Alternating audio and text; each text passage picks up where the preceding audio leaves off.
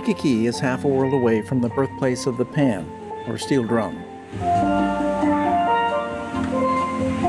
With traditional instruments banned by authorities, the people of Trinidad turned to discarded oil drums to make their music.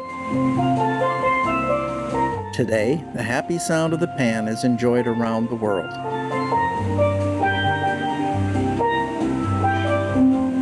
In Hawaii, psychologist Greg MacDonald shares his enthusiasm for the instrument.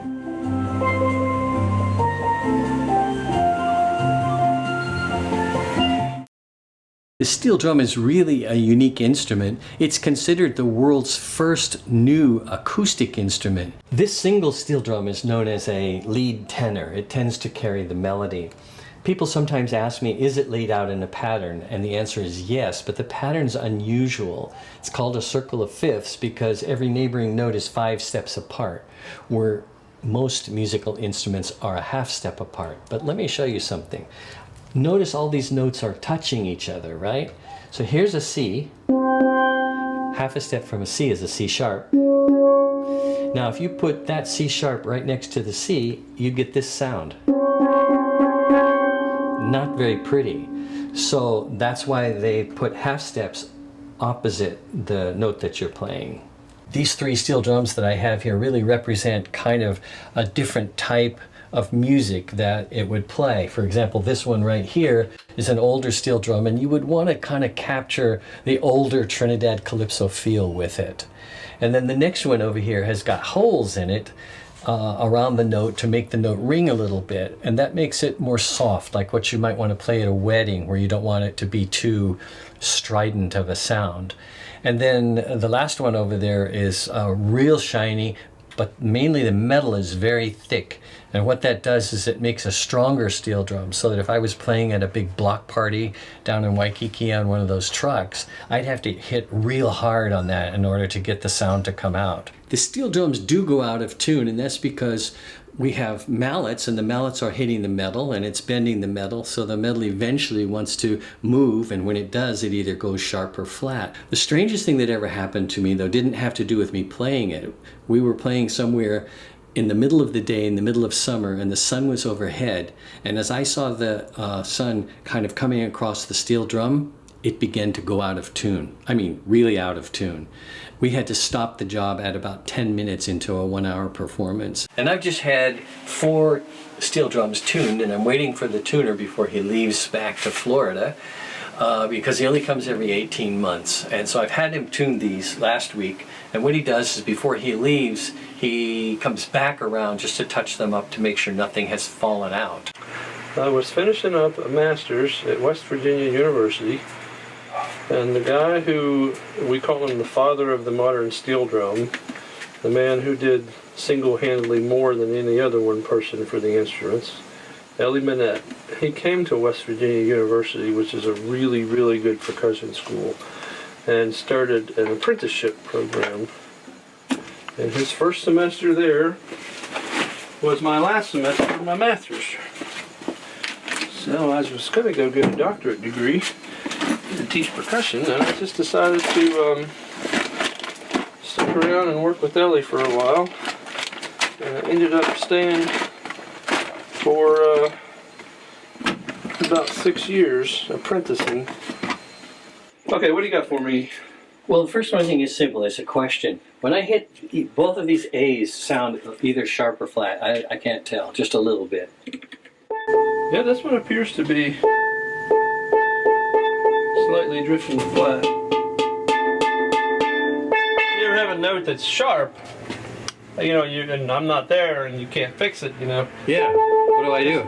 Just lay your fingers on it for 5-10 seconds. Really? It'll go down. It'll stay down the length of a song, maybe 2 songs. Really?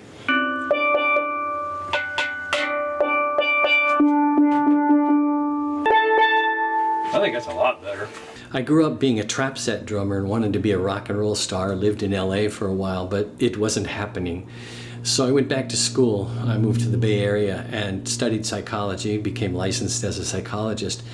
And then I thought, I miss playing music. but I didn't want to go back to drums, so I took a class on the steel drum. The only lessons I ever had were the first 6 months, which kind of oriented me to the instrument. I have a friend who's a guitar player, and he said, I have 45 guitars, and I go, why? And he says, well, that one's rare, and this one sounds like that, and this one had a certain finish on it, and on for different reasons. And I thought, how crazy, all I need is a steel drum. But as time went on, I realized that steel drums had different tones, and those different tones were good for different kind of recordings and gigs. So at this point, I guess I own about 20.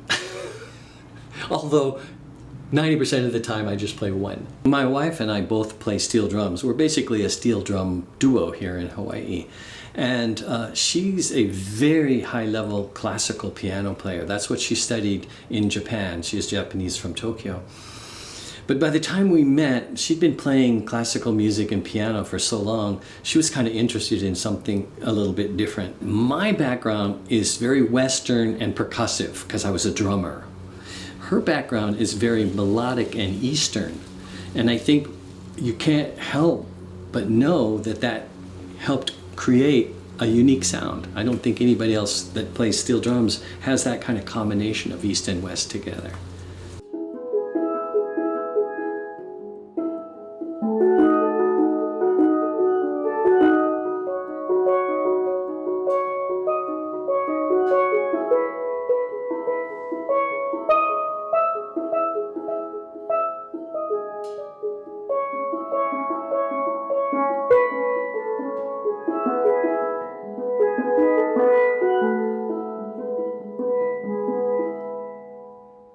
I've had a dream that's been with me from the day I started playing steel drums, and that is to have a steel drum ensemble of about 20 steel drum players. I have about 20 steel drums, so I have enough that I could teach a steel drum class very simply, even to people who don't know how to read music, because it's by rote. And we would start out playing very simple songs and do public performances, probably for free, and things like that. But part of the reason it hasn't happened is I can't find anybody to sponsor it. I can't be transporting 20 steel drums twice a week to wherever the lesson is. I need a place. You know, like a school that no longer has a music program would probably have a place that I could keep the steel drums. So part of my business is still trying to make that dream come true. The reality of the business is that Junko and I play casuals like weddings and special events and things like that.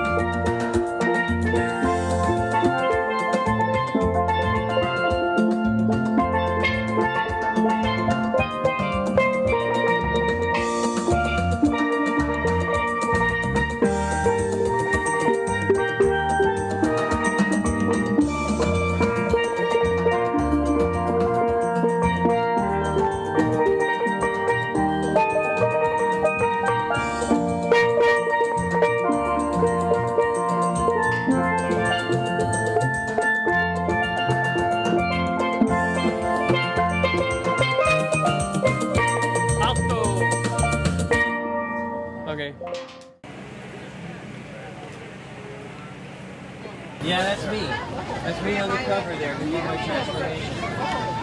That's a joke. Okay. This is a Hawaiian song called Sophisticated Hula. They want to hear it.